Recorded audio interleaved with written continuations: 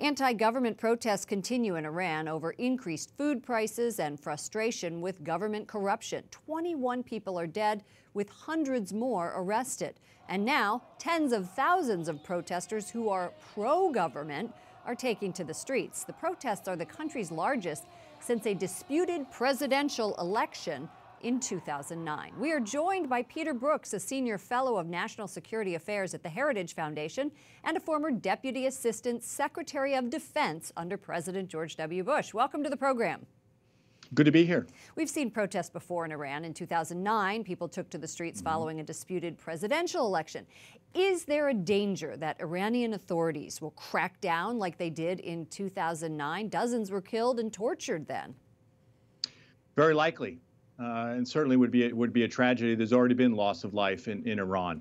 The numbers are fuzzy at this point, but we've seen at least tens of deaths reported outside of Iran, as well as hundreds have been arrested.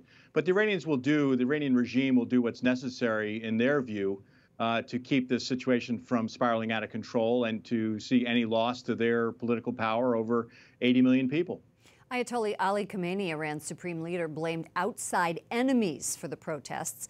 President Trump on Twitter has supported the demonstrators, and Nikki Haley, the U.S. ambassador to the UN, requested a Security Council meeting to show support for the protesters.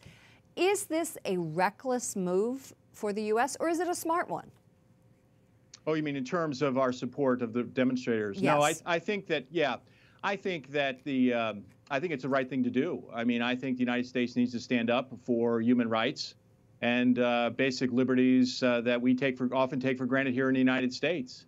I mean, the Iranian people live under a very repressive police state. I would recommend that anybody read the U.S. State Department's annual report to Congress on human rights, the Iranian section, the section on Iran, to see what these people have to live with on a daily basis. I mean, we're talking about inability, no freedom of the press, no freedom of assembly, no freedom of religion.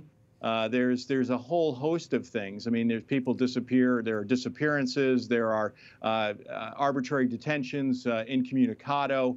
There's all sorts of things that we would find abhorrent here in the West that people don't talk a lot about. So I think it's very right for us, correct for us to stand up for basic human values. What implications do you think all of this could have for the U.S.-Iranian nuclear deal? Now, the president didn't recertify it yet. He sort of pushed it over to the Senate saying, I kind of disapprove of this.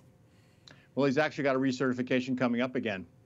He's got to do that every 90 days. So we'll see what happens this time. The Congress had the opportunity to do something about it, and they haven't done anything. So that's a big question, probably a topic for another segment.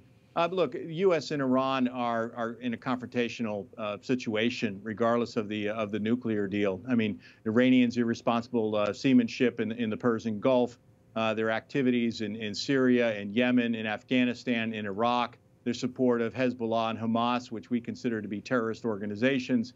I mean, there's a lot of issues here. The relationship was not improved. A lot of people thought under President Obama, once they reached the nuclear agreement, that things would improve, but they haven't. So there's a lot of work to be done between the two sides. We just have a few seconds. Do you think we will see a regime change?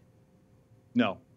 I don't think we're going to see. Okay. I mean, of course, we've been fooled before. Remember the Arab Spring, right? And the effects that it had. But I don't think that we will. But I could be wrong. I'd be happy to be proved wrong. I'd like to see that regime go away. Peter Brookes, Senior Fellow of National Security Affairs at the Heritage Foundation. Thank you for joining us. Thank you.